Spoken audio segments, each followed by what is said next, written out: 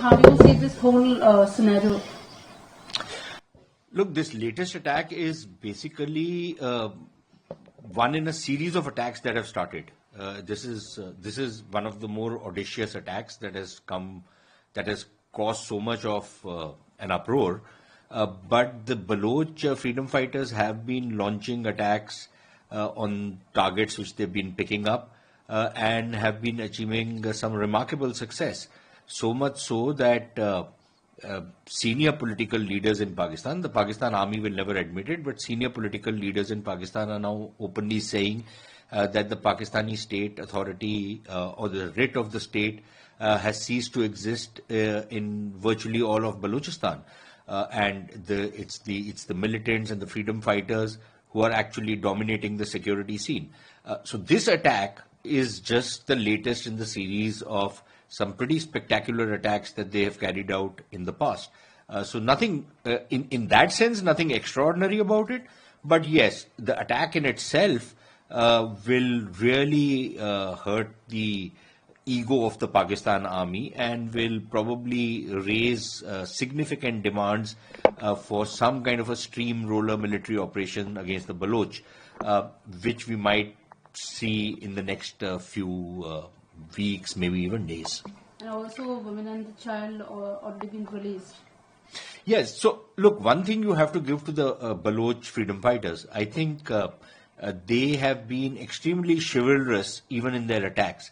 Unlike the Pakistan army, or even for that matter, some of the Islamist groups who attack women, children, old people, people who are innocent, the Baloch are very, very particular about whom they hit, whom they attack. They can always be collateral damage, but they normally, there's been no case where they've been killing women and children, no case where they've been killing any elder person. So they have been very chivalrous in that count. I don't think anybody can say the same about the Pakistan army, which in its operations goes into the houses of the Baloch people, insults their women, beats up their children, catches hold of young men and even women, and arrests them without any legal process, tortures them, and in some cases has been responsible for the killing of young students. These are university-going students in Punjab or even in Balochistan or in Sindh. They are picked up from their hostels and tortured, sometimes released, sometimes they disappear forever, and other times they are killed in cold blood and their bodies are thrown to make an example of them. So we've not seen the Baloch do this. They have attacked who they call agents of the Pakistani state and whom they consider to be legitimate targets.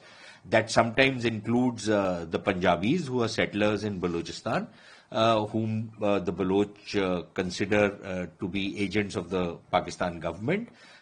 So they have been some of those attacks against people who are not really combatants, but the Baloch have always claimed that these people act as spies, which is why they are targeted. So that is the kind of nature of warfare that is taking place in Balochistan right now. Pakistani military intervene, all hostages will be executed. I think the possibility that the Baloch might actually start executing all the hostages cannot be entirely written off. I think that is pretty much on the cards. In part because of the kind of anger there is in Balochistan among the Baloch rebel groups to the kind of high-handedness that the Pakistan army and the kind of operations that the Pakistan army has been conducting. Now, sometimes, these kind of threats are made that we will kill all the hostages if you don't, if you carry out any operation against us or if you don't meet our demands. But this could also be seen as some kind of a negotiating stance, to get some kind of negotiations going to get whatever people you want to release. But also remember that operations like the one which is currently underway in this train case, these people who go into these kind of operations are ready to die. So in a manner of speaking, they have nothing to lose.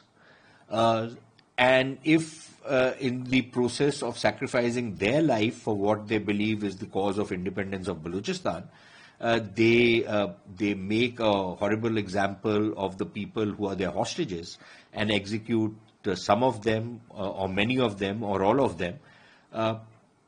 I wouldn't entirely rule that out, but we'll have to wait and see. Probably by tomorrow, the situation will become clearer.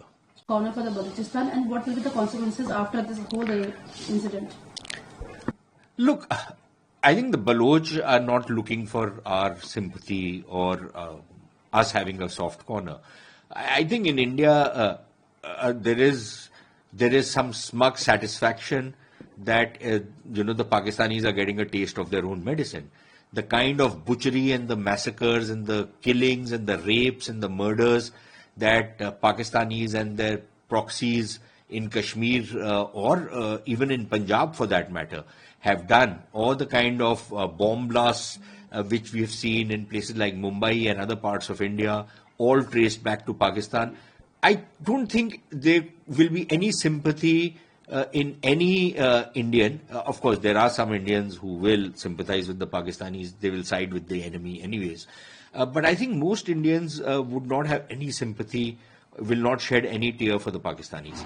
Because like I said, this is just deserts which are being meted out to these guys.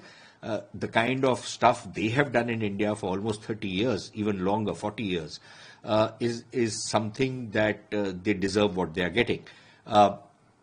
Now, what are the Pakistanis going to do in future? I would imagine that what is likely to happen, there are 2 or 3 options. One is that they continue doing what they are doing, but they're losing the plot, they're losing the game, and it's clearly not working, which means that, you set up a kind of a stooge political government, the head of which is a person who has been linked with death squads, who's seen as a puppet or a tout of the Pakistan army, who has become immensely wealthy because of the kind of stuff that the Pakistan army has done for him. So he speaks the Pakistan army's voice.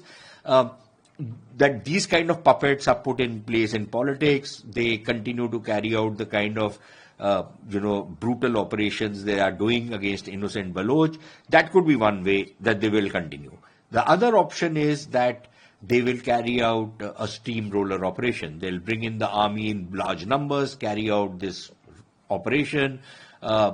Basically, it's a kind of a scorched earth operation, razing villages, towns, killing people, in the hope that this will bring peace. I don't think it will, because I think it will only strengthen the independence movement in Balochistan and give even more recruits than what the Baloch are already getting, the Baloch fighters are already getting.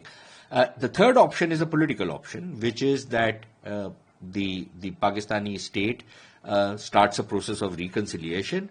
But again, I don't expect the Punjabi Pakistani to be able to do that simply because they consider Balochistan to be a colony. They'll keep saying our Baloch brothers and stuff like that, but essentially Balochistan is treated like a colony by the Punjabis.